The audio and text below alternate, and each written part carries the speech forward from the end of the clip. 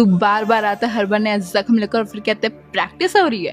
Practice तूने बहुत कर ली, अब दर्द की आदत डाल ले। तेरा पैटर्न समझ में आता है पर तेरी टाइमिंग कभी प्रिडिक्टेबल नहीं होती। मैं मॉक हूँ मॉक, आता नहीं होता हूँ हर वक्त तेरे दिमाग के अंदर। तूने कॉन्फिडेंस तोड़ा है, मैंने कंसिस्टेंसी बनाई है। परसेंटाइल वो तो मैं ही दूंगा ना। तू टेस्ट है, मैं स्ट्रैटेजी हूँ। तू कंफ्यूज करता है, मैं क्रैक करती हूँ। अच्छा, वैसे 6 जून को नया खेल शुरू होने वाला है। मेरा पहला मॉक पूरा इंडिया के लिए फ्री होगा। क्वांटा का first all India free mock. आएगी? डरेगी तो नहीं? मिलते हैं 6 जून को। एटीट्यूड, हाँ, आई लाइक इट। नंबर 1 होना आसान नहीं होता, बहुत दर्द उठाना पड़ता है और दर्द मैं हूँ। ये तो वक्त ही बताएगा।